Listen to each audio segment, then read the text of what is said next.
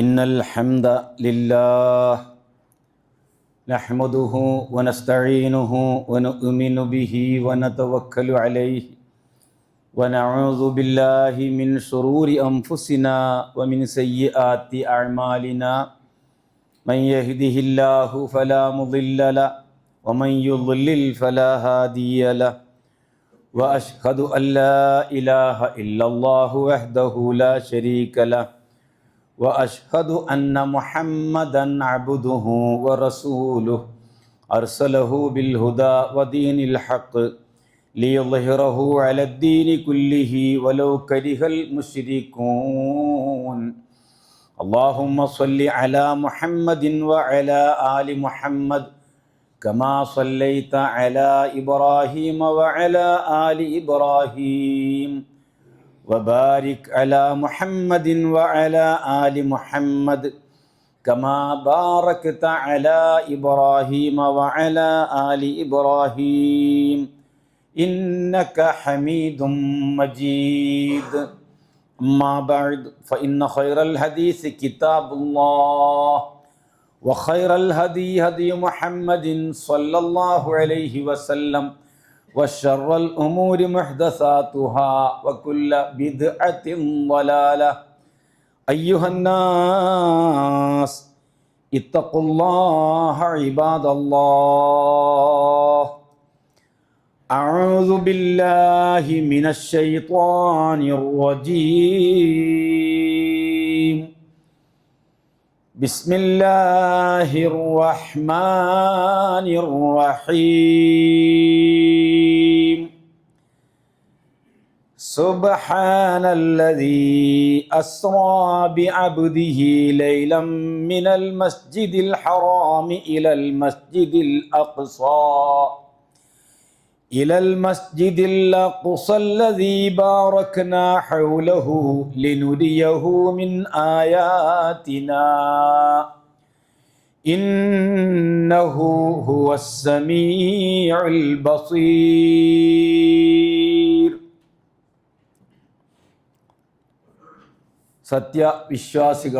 വിശ്വാസിനികളെ അള്ളാഹുവിൻ്റെ നിയമ നിർദ്ദേശങ്ങൾക്ക് വിധേയരായി തഖ്വയോടുകൂടെ ജീവിക്കണമേ എന്ന് എന്നോടും നിങ്ങൾ ഓരോരുത്തരോടും ഉണർത്തുകയാണ്, വസിയ്യത്ത് ചെയ്യുകയാണ്.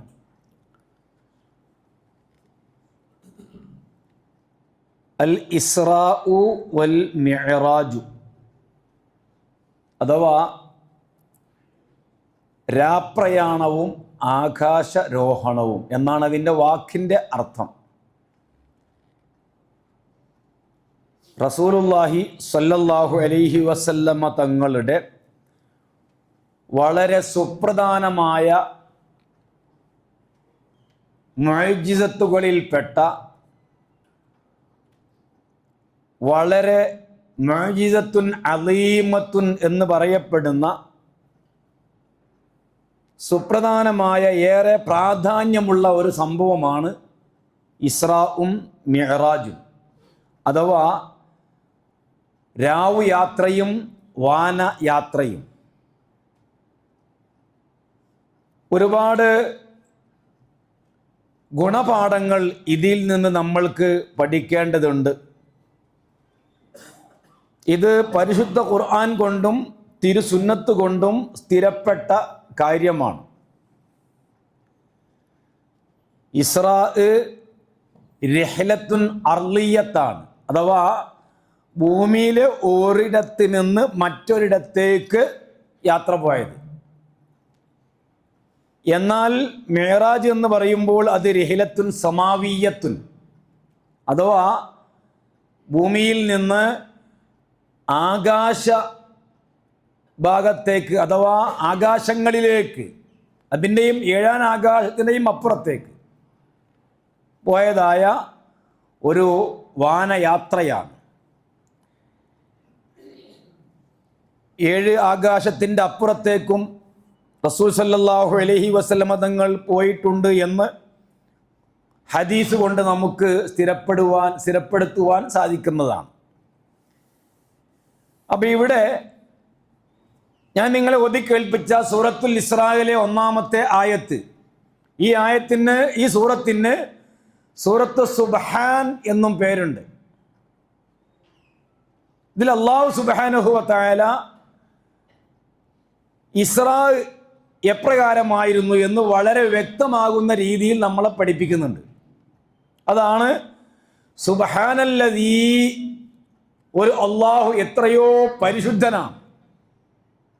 അല്ലദീ എന്ന് പറഞ്ഞാൽ അള്ളാഹു, ഒരുത്തൻ എന്ന് പറയുമ്പോൾ, യാതൊരുവൻ എന്ന് പറയുമ്പോൾ അള്ളാഹു വളരെ പരിശുദ്ധനാണ് എന്ന് പറയുമ്പോൾ തന്നെ ഇനി പറയാൻ പോകുന്ന കാര്യം വളരെ ഗൗരവമേറിയതാണ് എന്നതിലേക്കുള്ള സൂചനയാണ് പരിശുദ്ധ ഖുർആനിൽ സുബ്ഹാൻ കൊണ്ട് തുടങ്ങുന്നതിൻ്റെ ഇപ്പുറത്തെല്ലാം ഉള്ളത്. അസ്റാ ബി അബ്ദിഹി, തൻ്റെ അടിമയെ അവൻ രാവ് നടത്തുകയുണ്ടായി, രാപ്രയാണം ചെയ്യിക്കുകയുണ്ടായി. ലൈലൻ, രാത്രിയിൽ. ഇസ്രാ എന്ന് പറഞ്ഞാൽ തന്നെ രാത്രിയിലുള്ള യാത്രയാണ്. ലൈലൻ എന്നുകൂടെ അല്ലാഹു സുബ്ഹാനഹു വ തആല അതിൻ്റെ ചില ഭാഗങ്ങളിൽ എന്ന് ബോധ്യപ്പെടുത്താൻ വേണ്ടി ലൈലൻ എന്നുകൂടെ കൂട്ടി പറയുന്നു. എവിടെ നിന്നാണത്? മിനൽ മസ്ജിദിൽ ഹറാം, മസ്ജിദുൽ ഹറാമിൽ നിന്ന്, പവിത്രമായ അള്ളാഹുവിൻ്റെ ഗേഹമാകുന്ന മസ്ജിദുൽ ഹറാമിൽ നിന്ന്. എവിടേക്കാണ്? ഇലൽ മസ്ജിദിൽ അഖ്സ, അങ്ങേ അറ്റത്തെ പള്ളി എന്ന് അർത്ഥം വരുന്ന ബൈത്തുൽ മുഖദ്ദസിലേക്ക്. ആ ബൈത്തുൽ മുഖദ്ദസിന്റെ പ്രത്യേകത എന്താണ്? അല്ലദീ ബാറക്നാ ഹൗലഹു, ആ ബൈത്തുൽ മുഖദ്ദസിന് ചുറ്റും നമ്മൾ ബർക്കത്ത് ചെയ്തിരിക്കുന്നു, ഗുണം ചെയ്തിരിക്കുന്നു. ലിനുരിയഹു, എന്തിനു വേണ്ടിയാണ്? മുഹമ്മദ് നബിയെ മസ്ജിദുൽ ഹറാമിൽ നിന്ന് ബൈത്തുൽ മുഖദ്ദസിലേക്ക് അല്ലാഹു ഇസ്രാ നടത്തിയത്. ലിനുരിയഹു, ആ റസൂലുള്ളാഹിക്ക് നമ്മൾ കാണിച്ചു കൊടുക്കുവാൻ വേണ്ടി. മിൻ ആയാത്തിനാ, നമ്മുടെ ദൃഷ്ടാന്തങ്ങളിൽ നിന്ന്. ഇന്നഹു ഹുവസ് സമീഉൽ ബസീർ, അല്ലാഹു സുബ്ഹാനഹു വ തആല എല്ലാം കേൾക്കുന്നവനും കണ്ടുകൊണ്ടിരിക്കുന്നവനുമാണ്. ഇസ്രാ ഒന്നാമത്തെ ആയത്ത്. അപ്പൊ ഇവിടെ മസ്ജിദുൽ ഹറാമിൽ നിന്ന് മസ്ജിദുൽ അഖ്സയിലേക്ക് ഒരു മാസത്തെ വഴിദൂരമുള്ള സ്ഥലത്തേക്കാണ് റസൂലുള്ളാഹി സ്വല്ലല്ലാഹു അലൈഹി വസല്ലമ തങ്ങളെ ഒരു രാത്രിയുടെ അല്പഭാഗങ്ങളിൽ അല്ലാഹു സുബ്ഹാനഹു വ തആല ഇസ്രാ ചെയ്യിപ്പിച്ചത്. അന്നത്തെ ഒരു മാസത്തെ ഏകദേശ യാത്രയുണ്ട്. ബൈത്തുൽ മുഖദ്ദസ് അതിനേറ്റവും ബർക്കത്ത് ചെയ്തിരിക്കുന്നു എന്ന് പറയുമ്പോൾ ആ ബർക്കത്ത് എന്തൊക്കെയാണ്? അത് ആത്മീയവും ഭൗതികവുമായ ബർക്കത്തുകളാണ്. അഥവാ ആ കാലഘട്ടത്തിലെ ബൈത്തുൽ മുഖദ്ദസ് അഥവാ ഫലസ്തീൻ എന്ന് പറഞ്ഞാൽ ഏറ്റവും മുന്തിയതായിരിക്കുന്ന ഫലങ്ങളും പഴങ്ങളും പഴവർഗ്ഗങ്ങളും കൃഷിഭൂമികളും എല്ലാ പച്ചപ്പുകൾ കൊണ്ടും സമ്പുഷ്ടമായതായ പ്രദേശമായിരുന്നു ഫലസ്തീൻ എന്ന ബൈത്തുൽ മുഖദ്ദസ്. ഇന്ന് ജൂതന്മാർ കൈയടക്കി അതിനെ തരിശു ഭൂമിയാക്കിയിരിക്കുക. അപ്പൊ ആ ബർക്കത്താണ് ഒന്നാമത്തേത്. ബാറക്നാ ഹൗലഹു, ആ ബൈത്തുൽ മുഖദ്ദസിന് ചുറ്റും നമ്മൾ ബർക്കത്ത് ചെയ്തിരിക്കുന്നു എന്ന് പറഞ്ഞതിൻ്റെ ഭൗതികമായ ആശയം അതാണ്. ആത്മീയമായ ആശയം എന്താ? ഇബ്രാഹിം നബി അലൈഹി സ്വലാത്തു വസ്സലാം അടക്കമുള്ള ആളുകളുടെ അവരുടെ ദഅവത്തിന്റെ കേന്ദ്രമായും കൊണ്ട് ധാരാളം അമ്പിയാക്കന്മാര് അവരുടെ ദഅവത്തിന്റെ കേന്ദ്രമായി തെരഞ്ഞെടുത്ത സ്ഥലമായിരുന്നു ബൈത്തുൽ മുഖദ്ദസ്. ആ അനുഗ്രഹങ്ങളാൽ, ആ അനുഗ്രഹങ്ങൾ കൊണ്ട് നിറക്കപ്പെട്ടതായിരിക്കുന്ന കേന്ദ്രമാണ്. ആ കേന്ദ്രത്തിലേക്കാണ് അല്ലാഹു സുബ്ഹാനഹു വ തആല റസൂലുള്ളാഹിനെ കൊണ്ടുപോയത്. ലിനുരിയഹു മിൻ ആയാത്തിന, നമ്മുടെ ദൃഷ്ടാന്തങ്ങൾ കാണിച്ചു കൊടുക്കുവാൻ വേണ്ടി. ഇന്നഹു ഹുവസ് സമീഉൽ ബസീർ, അല്ലാഹു എല്ലാം കേൾക്കുന്നവനും കാണുന്നവനുമാണ്. അപ്പൊ ഇതാണ് ഇസ്രാ, ഖുർആൻ കൊണ്ട് സ്ഥിരപ്പെട്ടു. ഇനി മേറാജും ഖുർആൻ കൊണ്ട് തന്നെ സ്ഥിരപ്പെട്ടതാണ്. സൂറത്തുൻ നജ്മിലെ 13 മുതൽക്കുള്ള ആയത്തുകൾ എടുത്ത് പരിശോധിക്കുമ്പോൾ സൂറത്തുൻ നജ്മ് 13 മുതൽ എടുത്ത് പരിശോധിക്കുമ്പോൾ മിഅ്റാജും ഇതുപോലെ, ഇസ്രാവും മിഅ്റാജും ഇതുപോലെ സ്ഥിരപ്പെട്ടതായിട്ട് കാണാൻ കഴിയും. രണ്ടും ഖുർആൻ കൊണ്ട് സ്ഥിരപ്പെട്ടതാണ്. വലഖദ് റആഹു നസ്ലതൻ ഉഖറാ ഇൻദ സിദ്റത്തിൽ മുൻതഹാ. സൂറത്തുൻ നജ്മ് 13-14 അല്ലാഹു പറയുന്നു, വലഖദ് റആഹു നസ്ലതൻ ഉഖറാ. റസൂലുള്ളാഹി സ്വല്ലല്ലാഹു അലൈഹി വസല്ലമ ജിബ്രീലിനെ മറ്റൊരു ഇറക്കത്തിലും കണ്ടിട്ടുണ്ട്. എവിടെ വെച്ചുകൊണ്ട്? ഇൻദ സിദ്റത്തിൽ മുൻതഹാ, അങ്ങേ അറ്റത്തുള്ള എലന്ത മരം എന്ന് അർത്ഥം വരുന്ന 7 ആകാശവും കഴിഞ്ഞുള്ള സിദ്റത്തുൽ മുൻതഹായുടെ അടുക്കൽ വെച്ച് ജിബ്രീൽ അലൈഹിസ്സലാത്തു വസ്സലാമിനെ റസൂലുള്ളാഹ് യഥാർത്ഥ രൂപത്തിൽ കണ്ടിട്ടുണ്ട് എന്ന് ഖുർആൻ സൂറത്തുൻ നജ്മിൽ പറയുന്നുണ്ട്. എന്നിട്ട് ആ ആയത്ത് ഇങ്ങനെ തുറന്നു വരുന്നിടത്ത് കാണാം, വലഖദ് ലിനുരിയഹു മിൻ ആയാതി റബ്ബിഹിൽ കുബ്റാ. സിദ്റത്തുൽ മുൻതഹായിലേക്ക് അള്ളാഹുവിന്റെ പ്രവാചകനെ മിഅ്റാജ് കൊണ്ടുപോയത് ലിനുരിയഹു മിൻ ആയാതി റബ്ബിഹിൽ കുബ്റാ. ലിനുരിയഹു, അള്ളാഹു കാണിച്ചു കൊടുക്കുവാൻ വേണ്ടി. ആർക്ക്? ഹു റസൂലുള്ളാഹിക്ക്. മിൻ ആയാതി റബ്ബിഹിൽ കുബ്റാ, റബ്ബിന്റെ ദൃഷ്ടാന്തങ്ങളിൽപ്പെട്ട വളരെ അധികം മഹത്തായ, ശ്രേഷ്ഠമായ, ഉന്നതമായ, വലിയതായ സംഭവ വികാസങ്ങൾ റസൂലുള്ളാഹിക്ക് കാണിച്ചു കൊടുക്കുവാൻ വേണ്ടി അല്ലാഹു സുബ്ഹാനഹു വ തആല കൊണ്ടുപോയി. അതാ ആ 18-17 ആയത്തൊക്കെ പരിശോധിച്ചാൽ നമുക്ക് അക്കാര്യം മനസ്സിലാവും സൂറത്തുൻ നജ്മിൽ. ഇനി ഹദീസ് കൊണ്ടും സ്ഥിരപ്പെട്ടതാണ്. രണ്ടു കാര്യവും ഹദീസിലുമുണ്ട്.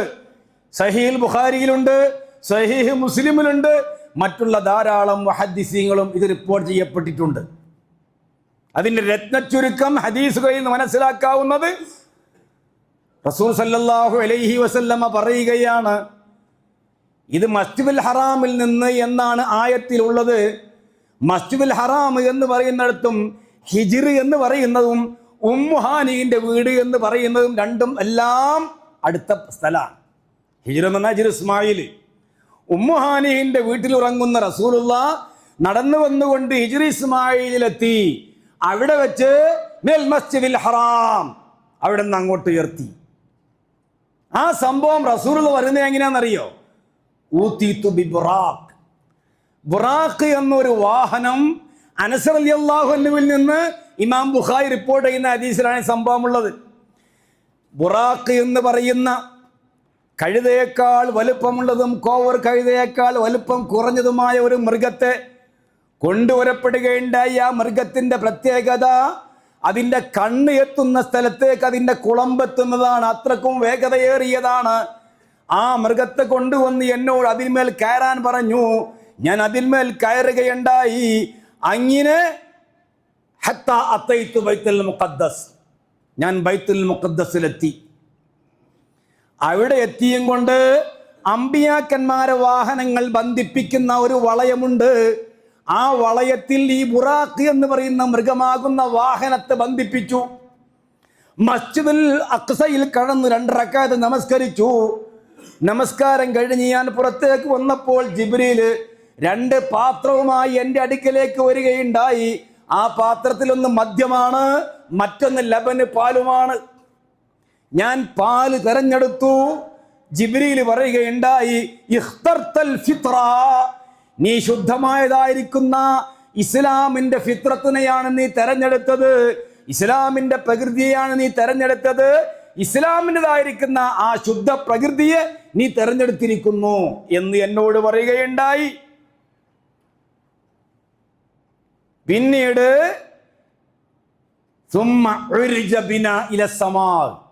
പിന്നീട് ഞങ്ങളെ ആകാശരോഹണം ചെയ്യപ്പെട്ടു. ചുരുക്കി പറഞ്ഞാൽ ആകാശരോഹണം എന്ന് പറയുമ്പോൾ സബ്അ സമാവാത്തുകളുണ്ട്, 7 ആകാശങ്ങൾ. ആ 7 ആകാശങ്ങളിലേക്ക് കടക്കണമെങ്കിൽ പെർമിഷൻ വേണം. അതിൻ്റെ മലായിക്കത്തുകളോ അമ്പിയാക്കളോ അതല്ലെങ്കിൽ അള്ളാഹു അനുമതി നൽകിയ ആളുകളോ വേണം. അതുകൊണ്ട് തന്നെ 1-ാം ആകാശത്തേക്ക് ചെന്നുകൊണ്ട് കവാടം തുറക്കാൻ വേണ്ടി ആവശ്യപ്പെട്ടപ്പോൾ മലക്ക് ചോദിക്കുകയാണ്, ആരാണിത് എന്ന്. ജിബ്രീൽ പറഞ്ഞു, അന ജിബ്രീൽ. ആരാ നിന്റെ കൂടെ? എൻ്റെ കൂടെ മുഹമ്മദാണ്. മുഹമ്മദ് വഖദ് ബുഇസ ഇലൈഹി, പ്രവാചകനാക്കപ്പെട്ടിട്ടുണ്ടോ? മുർസലാക്കപ്പെട്ട മുഹമ്മദാണോ എന്ന് ചോദിച്ചപ്പോൾ നഅം ഖദ് ബുഇസ ഇലൈഹി, പ്രവാചകനാക്കപ്പെട്ട അന്ത്യപ്രവാചകനാകുന്ന പ്രവാചകനാണ് എൻ്റെ കൂടെയുള്ളത് എന്ന് പറഞ്ഞപ്പോൾ ആകാശത്തിന്റെ കവാടം തുറക്കപ്പെടുകയുണ്ടായി. കയറി ചെന്നപ്പോൾ ആദ്യമായി കാണുന്നത് അബുൽ ബഷർ ആദം നബി അലൈഹി സ്വലാത്തു വസ്സലാമിനെയാണ്. ആദം നബി അലൈഹി സ്വലാത്തു വസ്സലാമിന് സലാം പറഞ്ഞ ഉടനെ തന്നെ ആദം നബി മകനെ ആശ്ലേഷിച്ചുകൊണ്ട് അഭിവാദ്യം അർപ്പിച്ചുകൊണ്ട് മർഹബൻ ബിൽ ഇബ്നി സാലിഹ്, മർഹബൻ ബിൽ ഇബ്നി സാലിഹ്, ഓ സദൂർത്തനായ നല്ലവനായ പുത്ര, നിനക്ക് എല്ലാവിധ ആശംസകളും എല്ലാവിധ അഭിവാദ്യങ്ങളും എല്ലാവിധ മംഗളങ്ങളും എന്ന് പറഞ്ഞുകൊണ്ട് റസൂലുള്ളാഹി സ്വല്ലല്ലാഹു അലൈഹി വസല്ലമയെ ആശ്ലേഷിച്ചു. തൊട്ടടുത്ത് വീണ്ടും കയറിപ്പോവുകയാണ്. മുഖറബുകളായ മലായിക്കത്തിന്റെ സാന്നിധ്യത്തോടു കൂടിയാണ് അല്ലാഹുവിന്റെ റസൂൽ. ഭൗതിക ശരീരവും റൂഹും ഉണർച്ചയിലാണ്, ഉറക്കത്തിലല്ല. അതാണ് ശരി. പല അഭിപ്രായവും കാണാം. പക്ഷേ റസൂലുള്ളാഹിന്റെ റൂഹും റസൂലുള്ളാഹിന്റെ ജസദും അഥവാ തടിയും റൂഹും യഖ്ലത്തിൽ അഥവാ ഉറക്കത്തിലല്ല, ഉണർച്ചയിലാണ് കയറിപ്പോയത് എന്നതാണ് പ്രബലമായ അഭിപ്രായം. അങ്ങേ രണ്ടാനാകാശത്തേക്ക് എന്നപ്പോൾ അവിടെ കാണുന്നത് യഹ്യ വ ഈസാ. അവര് പറഞ്ഞു, മർഹബൻ ബിൽ അഖി സാലിഹ്, നല്ലവനായ സഹോദര, നിനക്കാകുന്ന അഭിവാദ്യങ്ങൾ. മൂന്നാമത്തെ കവാടം തുറക്കാൻ വേണ്ടി ആവശ്യപ്പെടുമ്പോൾ ഈ പറഞ്ഞ പോലെയുള്ള ചോദ്യങ്ങളും ഉത്തരങ്ങളും നടക്കുന്നു. മൂന്നാമത്തെ കവാടം തുറക്കുമ്പോൾ നബിയുല്ലാഹി യൂസുഫ് അലൈഹി സ്വലാത്തു വസ്സലാമിനെ കാണുന്നു. നാലാമത്തെ ആകാശത്ത് ഇദ്രീസ് നബിയെ കാണുന്നു. അഞ്ചാമത്തതിൽ ഹാറൂൻ നബി അലൈഹി സ്വലാത്തു വസ്സലാമിനെ കാണുന്നു. ആറാമത്തതിൽ കലീമുല്ലാഹി മൂസ അലൈഹി സ്വലാത്തു വസ്സലാമിനെ കാണുന്നു. അവരൊക്കെ പറയുന്നു, മർഹബൻ ബിൽ അഖി സാലിഹ്, ഓ നല്ലവനായ സുഹൃത്ത്, നിനക്ക് എല്ലാവിധ അഭിവാദ്യങ്ങളും എല്ലാവിധ മംഗളങ്ങളും എല്ലാവിധ ആശീർവാദങ്ങളും എന്ന് പറയുന്നു. വീണ്ടും ആവശ്യപ്പെട്ടുകൊണ്ട് ഏഴാം ആകാശത്തേക്ക് തുറക്കപ്പെടുകയാണ്. അവിടെ വെച്ചുകൊണ്ട് കാണുന്നത് ഖലീലുല്ലാഹി ഇബ്രാഹിം. ഇബ്രാഹിം നബി അലൈഹി സ്വലാത്തു വസ്സലാമിനെ കാണുകയാണ്. അദ്ദേഹവും ഇതേ പ്രകാരം ആശീർവാദങ്ങളും മംഗളങ്ങൾക്ക് നേരുന്നു.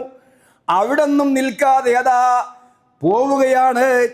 അവിടുന്ന് അങ്ങോട്ടുള്ള കാഴ്ചകളിൽ റസൂലുള്ളാഹി സ്വല്ലല്ലാഹു അലൈഹി വസല്ലം തങ്ങൾ ബൈത്തുൽ മഅമൂർ എന്ന് പറയുന്ന ആകാശത്ത് സ്ഥിരമായി മലക്കുകളുടെ സാന്നിധ്യമുള്ള, ഒരു ദിവസം 70,000 മലക്കുകൾ കടന്നാൽ അവർ നാളെ പ്രവേശിക്കാത്ത അത്രത്തോളം പ്രാധാന്യമുള്ള ബൈത്തുൽ മഅമൂർ, അതേ പ്രകാരം ഖുർആനിൽ പറഞ്ഞ സിദ്റത്തുൽ മുൻതഹ, അതേ പ്രകാരം തന്നെ ഒരുപാട് പുഴകള്, നദികള്, ശിക്ഷകള്, ഇങ്ങനെയുള്ള സ്വർഗം, നരകം എല്ലാം അവിടെ വെച്ചുകൊണ്ട് കാണപ്പെടുകയുണ്ടായി, കാണിച്ചു കൊടുക്കുകയുണ്ടായി.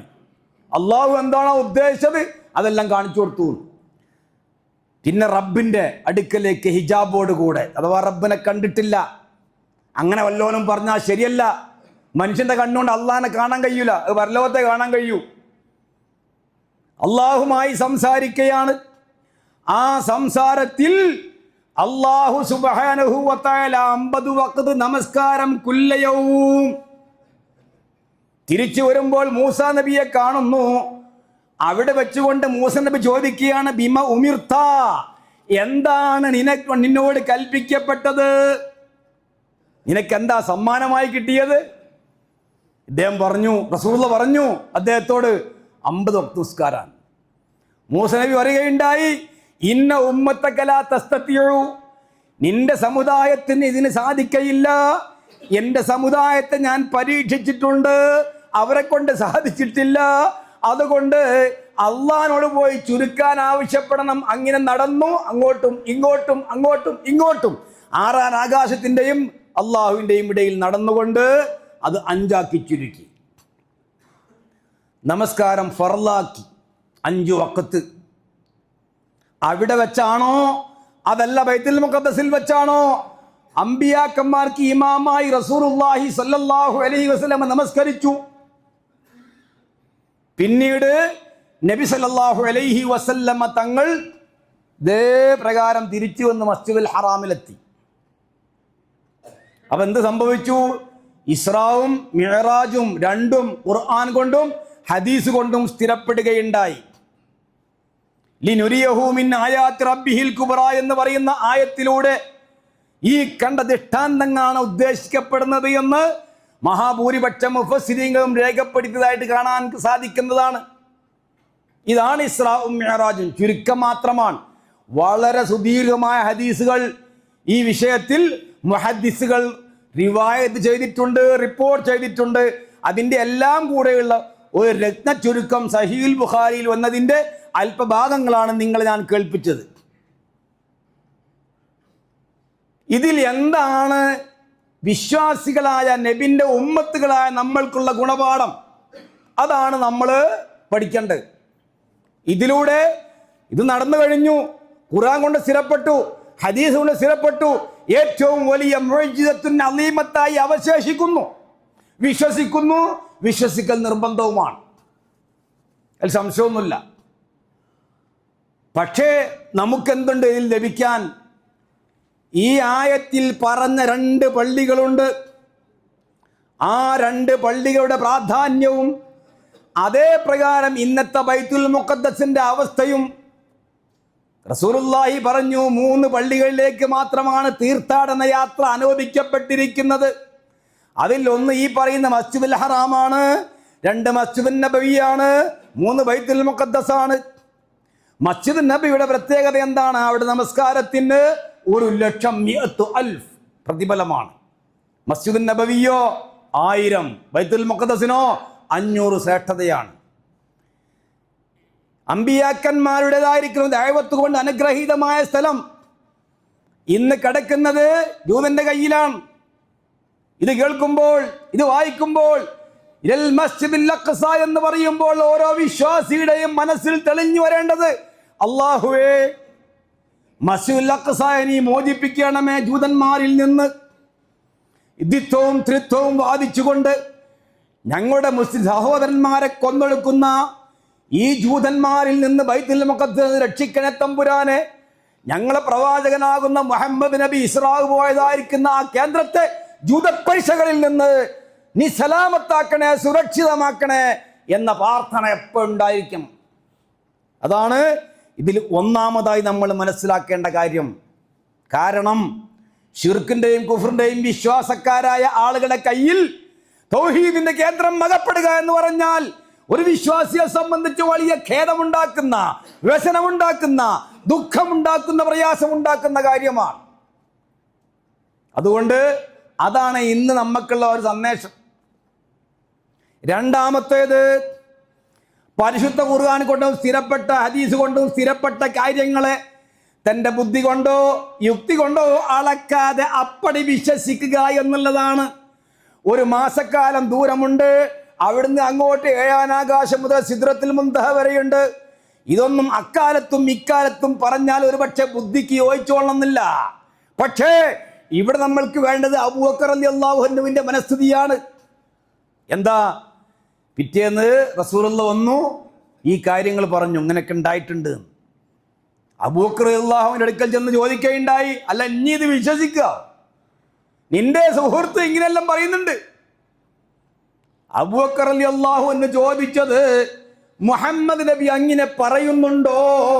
അതെ, എങ്കിൽ ഞാൻ അതിൽ വിശ്വസിക്കുന്നവനാണ്.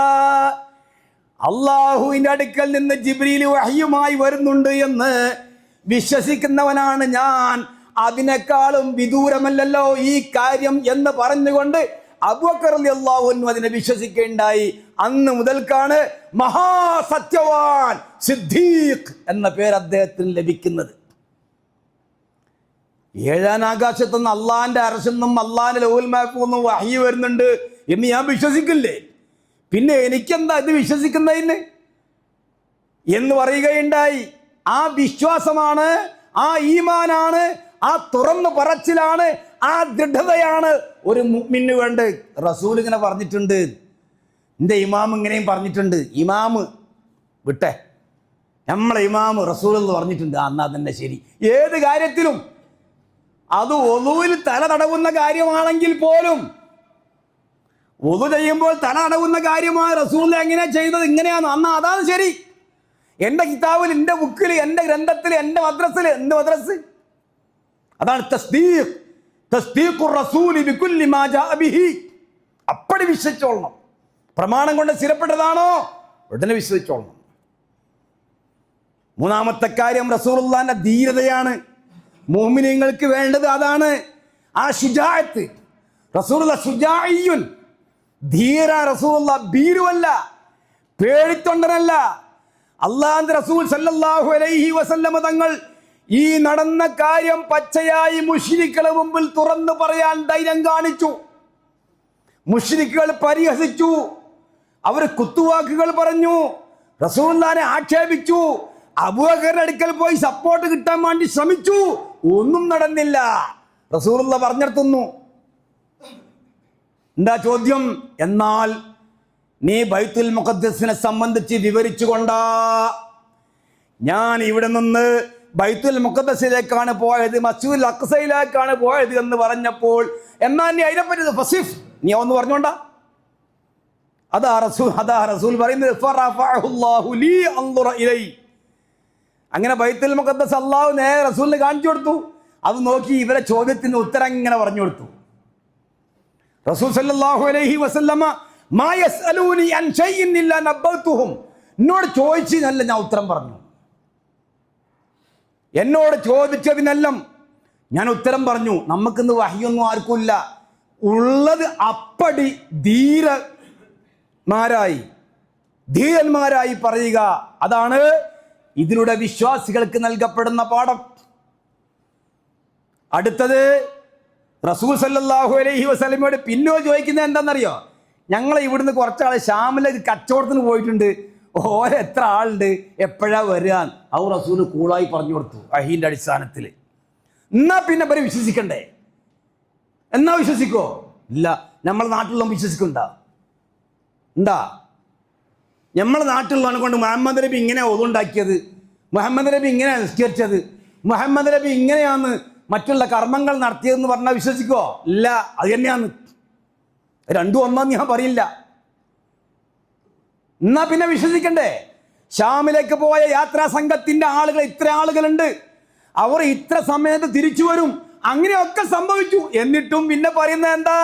അത് മുഹമ്മദിന്റെ സിഹിറാണ്, മായാജാലമാണ്, അവന്റെ കളവാണ്, അവ രാവിലെയും വൈകുന്നേരം കിട്ടുന്ന അമ്മായി കഥയാണെന്ന് പറഞ്ഞുകൊണ്ട് നിലനിൽപ്പില്ലാത്ത വാദങ്ങൾ പറഞ്ഞ് തള്ളുകയാണ് ചെയ്തത്. അത് തന്നെയാണ് നമ്മുടെ നാട്ടിൽ നടക്കുന്നത്. പരിശുദ്ധ ഖുർആനും തിരുസുന്നത്തും വെച്ചുകൊണ്ട് കാര്യങ്ങൾ ജനങ്ങളുടെ മുമ്പിൽ വിശദീകരിക്കുമ്പോൾ, ധീരതയോടെ പറയുമ്പോൾ, വീര്യത്തോടെ പറയുമ്പോൾ, എന്ത് ന്യായം എന്നതിന് പറയൽ? ഞാൻ മിമ്പറിന് പോകുന്ന ന്യായത്തിന്റെ പേര് പറയില്ല. അങ്ങനെയുള്ള ന്യായങ്ങൾ പറഞ്ഞുകൊണ്ട് തള്ളിക്കളയുകയാണ്. അത് ആരെ സ്വഭാവം എന്നറിയങ്ങൾ? ആ ഓരോ സ്വഭാവമാണ്.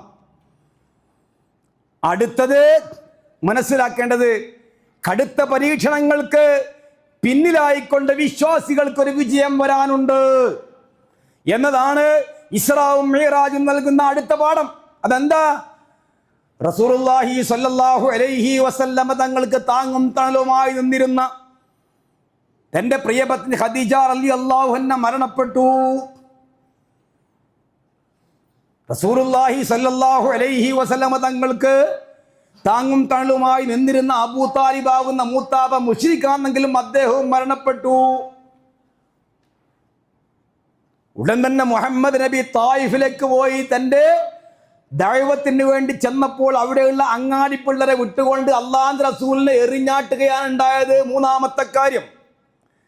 നാലാമത്തേത്, മക്കയിൽ ബഹിഷ്കൃതരായിക്കൊണ്ട് ശുഐബ് അബീ താലിബിൽ പോയി പച്ചിലകൾ ഭക്ഷിച്ചു, ആട് കാഷ്ടിക്കും പ്രകാരം കാട്ടിച്ചിരുന്നു എന്ന് സഹാബത്ത് പറഞ്ഞു. അതിനെ തുടർന്നാണ് ഈ സംഭവം ഉണ്ടാകുന്നത്. അഥവാ ബഅദ കുല്ലി മിഹ്നത്തിൻ മിൻഹ, ബഅദ കുല്ലി മിഹ്ന, എല്ലാ പരീക്ഷണങ്ങളും വരും. അപ്പൊ വിശ്വാസി എന്ത് മനസ്സിലാക്കണം? ഒരു വിജയം വരാൻ കിടക്കുന്നുണ്ട്. അടുത്തത് വിജയാന്ന്. പരീക്ഷണങ്ങൾ തുടരെ തുടരെ തുടരെ വരും വിശ്വാസികൾക്ക്. കാരണം അമ്പിയാക്കന്മാരെയാണ് അള്ളാഹു ഈ പരീക്ഷിച്ചത്. അമ്പിയാക്കന്മാരിൽ പ്രമുഖനായ മുഹമ്മദ് നബിയാണ് തായിഫിൽ നിന്ന് ദഅവത്തിന് പോയപ്പോൾ ഏറുകൊണ്ടുകൊണ്ട് കാലിൽ നിന്ന് രക്തം താഴെ ധാരധാരയായി ഒഴുകിയത്. ഇന്നിപ്പോൾ നമ്മൾ പറയാന്ന് ഒരു വയലുണ്ട്, എവിടെയാന്ന്? ഇവിടുന്ന് ഒരു 10 കിലോമീറ്റർ ദൂരേ ഉള്ളൂ. നിൻ്റെയൊക്കെ വണ്ടിയില്ലേ? ഉണ്ട്. കാറില്ലേ? ഉണ്ട്. പെട്രോളില്ലേ? ഉണ്ട്. പണല്ലേ? ഉണ്ട്. സൗകര്യമില്ലേ? ഒഴിവില്ല? ഉണ്ട്. എന്നാലും പറയും നമ്മളെന്ത്, ഞാൻ നോക്കട്ട്, ഇന്ന് നോക്കട്ട്. എപ്പോഴായി നോക്കട്ട്? 3 കെട്ടിൻ്റെ ശേഷം. ഈ നോക്കട്ടിൻ്റെ സമയം എപ്പോഴാ? അല്ലാഹുവിന്റെ റസൂൽ ലാ ഇലാഹ ഇല്ലല്ലാഹ് എന്ന ദഅവത്തിന് വേണ്ടി പോയതാ. പണം പിരിക്കാൻ പോയതല്ല, സ്വത്തിന്റെ തർക്കം തീർക്കാൻ വേണ്ടി പോയതല്ല. ലാ ഇലാഹ ഇല്ലല്ലാഹ് ഖൂലു ലാ ഇലാഹ ഇല്ലല്ലാഹ് തുഫ്ലിഹു. അറബികളെ, ലാ ഇലാഹ ഇല്ലല്ലാഹ് പറഞ്ഞോ, നിങ്ങൾക്ക് ദുനിയാവിലും ആഖിറത്തിലും ജയിക്കാം. ഇതിനാ റസൂലുള്ളാഹ് പോയത്. പണം പിരിക്കാൻ പോയതല്ല, സംഭാവന ഇരിക്കാൻ പോയതല്ല, മറ്റുള്ള എന്തെങ്കിലും അതിർ തർക്കം തീർക്കാൻ വേണ്ടി പോയതല്ല, കിട്ടാനുള്ള പൈസ പിടിക്കാൻ വേണ്ടി പോയതല്ല. നമ്മൾ പങ്കച്ചവടക്കാരൻ്റെ എന്നാണ് ഓൻ്റെ കുറച്ച് പണം കിട്ടാണ്ട് അതിന് വേണ്ടി പോകാൻ വേണ്ടി പോയതല്ല. പക്ഷേ അവിടെയുള്ള അങ്ങാടിപ്പിള്ളരെ വിട്ടുകൊണ്ട് റസൂലുള്ളാഹിനെ കല്ലെടുത്തെറിഞ്ഞ് ആട്ടി. ശുഐബ് അബീ താലിബിൽ വന്നുകൊണ്ട് മാസങ്ങളോളം റസൂലുള്ളാഹ് ബഹിഷ്കൃതനായി, ഭക്ഷണമില്ലാതെ വെള്ളമില്ലാതെ പച്ചില ഭക്ഷിച്ചുകൊണ്ട് കിടന്നു. നിങ്ങളെ എന്നെ സ്വർഗത്തിലേക്ക് എത്തിക്കാൻ, നിങ്ങളെയും എന്നെയും സ്വർഗത്തിലേക്ക് എത്തിക്കേണ്ട ദഅവത്ത് നിലനിൽക്കാൻ അതിനെ തുടർന്നതാ വരുന്നു. ഉടൻ തന്നെ ഇസ്രാഉം മിഅ്റാജും, വമ്പിച്ച വിജയം, വലിയ സമ്മാനം, വലിയ ആദരവ്. ആരിൽ നിന്ന്? അല്ലാഹുവിൽ നിന്ന്. അതാണ് സുബ്ഹാനല്ലദീ അസ്റാ ബിഅബ്ദിഹി എന്ന് തുടങ്ങുന്ന ആ ആയത്ത്. അതിനെ തുറന്നുകൊണ്ടാണ് ഇസ്രാ മിഅ്റാജ് ഉണ്ടായത്. വലിയ വിജയമായി, വലിയ സന്തോഷമായി. അള്ളാഹു റസൂലുള്ളാഹിനെ തസ്ലിയത്ത് ചെയ്തു, അഥവാ സമാധാനിപ്പിച്ചു. നിന്നെ ഇവരൊക്കെ കൈവിട്ടാലും, ആമുൽ ഹുസ്ൻ സംഭവിച്ചാലും, ദുഃഖവർഷം സംഭവിച്ചാലും, അബൂ താലിബ് മരിച്ചാലും, ഖദീജ റളിയല്ലാഹു അൻഹ മരിച്ചാലും, നീ ബഹിഷ്കൃതനായാലും, നിന്നെ അങ്ങാടി പിള്ളേരെ കൊണ്ട് കല്ലെറിയിക്കൽ ചെയ്യപ്പെട്ടാലും നിന്നെ ഞാൻ കൈവിടുകയില്ല. അവിടെയാണ് ഒരു വിശ്വാസിക്ക് അള്ളാഹുവിൽ അചഞ്ചലമായ വിശ്വാസം. പണ്ട് കടുത്ത പരീക്ഷണം അമ്പിയാക്കന്മാർക്ക്, പിന്നെ ഈമാനുള്ള സാലിഹീങ്ങൾക്ക് ഈമാൻ എത്ര കഠിനമാണോ കാഠിന്യമാണോ അത്രക്ക് കടുത്ത പരീക്ഷ ഉണ്ടാവും. അത് റസൂലുള്ളാഹി എന്ന് റസൂലുള്ളാഹി സ്വല്ലല്ലാഹു അലൈഹി വസല്ലമ നമ്മളെ പഠിപ്പിച്ച കാര്യമാണ്. ഇതൊക്കെയാണ് ഇതിലൂടെ നമുക്ക് പഠിക്കാനുള്ള പാഠങ്ങൾ. മറ്റൊന്ന്, ചില ഗൗരവകരമായ കാഴ്ചകൾ കണ്ടു റസൂലുള്ളാഹി. ചില ഗൗരവമേറിയ കാഴ്ചകൾ കണ്ടു റസൂലുള്ളാഹി. അതിലൊന്ന്, ചെമ്പിന്റെ നഖങ്ങൾ കൊണ്ട് മുഖവും മാഴവും മാന്തി പിളർത്തുന്ന ഒരു വിഭാഗം ആളുകളെ എൻ്റെ മുമ്പിൽ കാണിക്കപ്പെട്ടു. ഇസ്രാഇന്റെ രാത്രിയിൽ, മിഅ്റാജിന്റെ രാത്രിയിൽ ഞാൻ ചോദിച്ചു, ജിബ്രീലെ, ഇത് ആരാണ്? ഇതേതാ വിഭാഗം? മനുഷ്യന്മാരാണ്. അവർ ചെമ്പിന്റെ നഖം കൊണ്ട് മുഖവും മാറൊക്കെ ഇങ്ങനെ മാന്തി പൊളിക്കുകയാണ്. അപ്പോൾ മറുപടി പറയപ്പെട്ടത്, അല്ലദീന, ഗൗരവമുള്ള കാര്യമാണ് കൂട്ടരെ, ജനങ്ങളുടെ പച്ചമാംസം ഭക്ഷിക്കുന്നവരും ദുനിയാവിൽ വെച്ചുകൊണ്ട് അവരുടെ അഭിമാനങ്ങൾ ഇടപെട്ടവരുമാണവർ. ഇമാം അബൂദാവൂദ് റഹിമഹുല്ലാ റിപ്പോർട്ട് ചെയ്യുന്ന ഹദീസാണ്. അതുകൊണ്ട് ആരെ അഭിമാനത്തിൽ ഇടപെടണ്ട, ആദർശം പറയുക, അതിൽ നമ്മൾ യാതൊരു മടിയും കാണിക്കണ്ട. ഒരാളുടെയും സിത്ര മറഞ്ഞ കാര്യം നമ്മൾ അന്വേഷിക്കണ്ട. ഒരാളെ നമ്മൾ നന്നാവുന്നതിന് തടസ്സം നിൽക്കണ്ട. മുമ്പ് അങ്ങനെയായിരുന്നു, ഇപ്പം എങ്ങനെയാന്ന്, മറ്റെങ്ങനെയാ, ഒന്നും വരാൻ നിൽക്കണ്ട. യഹ്മിഷൂന, മാന്തി പിളർക്കുക, ഇത് അവർക്കുള്ള ശിക്ഷയാണ്. റസൂലുള്ളാഹി കണ്ടു, ഗൗരവമായി നമ്മളെ അറിയിച്ചു. അടുത്ത കാര്യം ഖതീബുമാരോടാണ്, അടുത്ത കാര്യം പണ്ഡിതന്മാർക്കാണ്. റസൂലുള്ളാഹി സ്വല്ലല്ലാഹു അലൈഹി വസല്ലം അവിടെ വെച്ച് കാണുകയുണ്ടായി, ഒരു കുളത്തുകൊണ്ട്, തീയിൻ്റെ കുളത്തുകൊണ്ട് ഇങ്ങനെ കീറുന്ന ഒരു വിഭാഗം ആളുകളുണ്ട്. ഞാൻ ചോദിച്ചു, റസൂലുള്ളാഹി പറയുകയാന്ന്, ഞാൻ ചോദിച്ചു ഇത് ആരാണെന്ന്. അപ്പൊ പറയുകയുണ്ടായി, ഖുതബാഉ അഹ്ലി ദുനിയാവിലെ ഖതീബുമാരാണ്. അല്ലാഹ് നമ്മളെ കാത്തു രക്ഷിക്കട്ടെ. ദുനിയാവിലെ ഖതീബുമാരാണ്. അവർ ജനങ്ങളോട് ഘോരഘോരം ഉപദേശിച്ചു. പക്ഷേ അവർ അവരെ നഫ്സിനെ മറന്നു കളഞ്ഞു. ആ വിഭാഗം ആളുകൾക്ക് നാളെ പരലോകത്ത് ലഭിക്കുന്ന ശിക്ഷയാണതെന്ന് ജിബ്രീൽ മുഹമ്മദ് റസൂലുള്ളാഹി സല്ലല്ലാഹു അലൈഹി വസല്ലമയോട് പറഞ്ഞു. എന്നിട്ട് വഹും യത്ലൂനൽ കിതാബ് അഫലാ യഅഖിലൂൻ എന്നും കൂടെ പറയുകയുണ്ടായി. അള്ളാഹിന്റെ ഗ്രന്ഥം വായിക്കുന്നു, ആ വായിച്ചത് കൊണ്ട് ഉപദേശിക്കുന്നു, പക്ഷേ അത് അവർ സ്വമേധയാ സ്വന്തം പ്രാവർത്തികമാക്കാതെ വിസ്മരിക്കുന്നു. പടച്ചോൻ കാത്തു രക്ഷിക്കട്ടെ. ഇങ്ങനെയുള്ള വിഭാഗത്തിന്റെ ശിക്ഷയാണ് മഖാരിള മിന്നാർ, തീ കൊണ്ടുള്ള കുളത്തുകൊണ്ട് ഇങ്ങനെ കീറുകയാണ്. പിന്നെയും ഒരു കീറൽ അവസാനിക്കാൻ തർക്കമില്ല, അത് തുടർന്നുകൊണ്ടിരിക്കുന്ന ഗൗരവമേറിയ വളരെ സഗൗരവം നമ്മൾ ചിന്തിക്കേണ്ടതായ കാര്യമാണ്. റസൂലുള്ളാഹി സ്വല്ലല്ലാഹു അലൈഹി വസല്ലമ അവിടെ വെച്ച് കണ്ടത് എന്ന് ഇമാം അഹ്മദ് റഹിമഹുല്ലാഹ് റിപ്പോർട്ട് ചെയ്യുന്ന ഹദീസിൽ കാണാം. ഇങ്ങനെയുള്ള വളരെ ഗൗരവമേറിയതും ഗുണപാഠം ഉൾക്കൊള്ളുന്നതും ചിന്തിപ്പിക്കുന്നതുമായ കാര്യങ്ങളാണ് ഇസ്രാ മിഅ്റാജിലൂടെ വിശ്വാസികൾക്ക് ലഭിക്കുന്നത് എന്ന് മനസ്സിലാക്കുക. ഇനിയും ധാരാളം കാഴ്ചകൾ കണ്ടിട്ടുണ്ട്, എല്ലാം കൂടെ ഇപ്പോൾ വിശദീകരിക്കുന്നില്ല. ഇത് റസൂലുള്ളാഹിന്റെ റൂഹും ജസദും കൂടിയാണെന്ന് ഞാൻ പറഞ്ഞു. ഇത് സംഭവിച്ചത് എന്നാ? റജബിലാണോ? ഉറപ്പില്ല. റബീഉൽ അവ്വലിലാണോ? ഉറപ്പില്ല. റബീഉൽ ആഖിറിലാണോ? ഉറപ്പില്ല. വഖദ് ഇഖ്തലഫൽ ഉലമാഉ, പണ്ഡിതന്മാർക്കിടയിൽ അഭിപ്രായ വ്യത്യാസമുണ്ട്. എന്നിട്ട് പറയുന്നതാണ് പറഞ്ഞ് ചില പണ്ഡിതന്മാർ റബീഉൽ അവ്വലിലാണ്. നമ്മുടെ നാട്ടിലൊക്കെ എന്നാ ഈ റജബ് 27-നാണ്. ഒരു തെളിവുമില്ല, ഒരു രേഖയില്ല, ഒരു സഹിയ ഹദീസും ഇല്ല, ഒരു ഖുർആനും ഇല്ല. ചിലവൻ പറയുന്നത് എന്താ?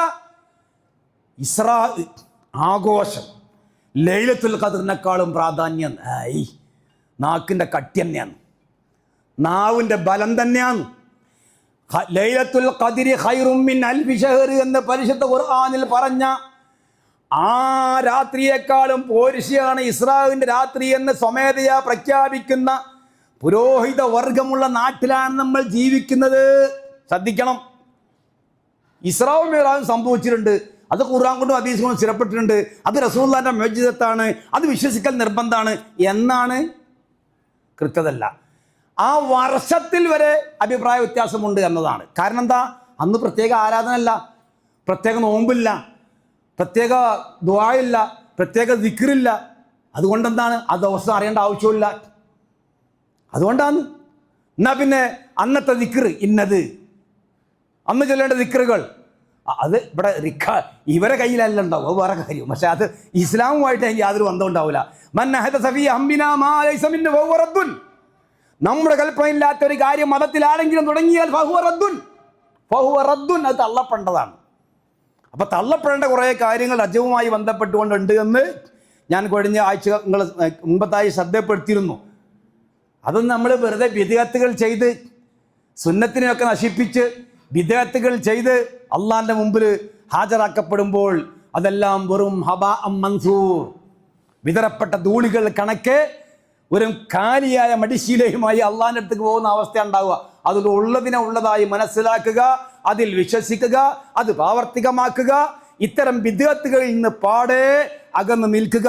അള്ളാഹു നമ്മെ അനുഗ്രഹിക്കുമാറാവട്ടെ.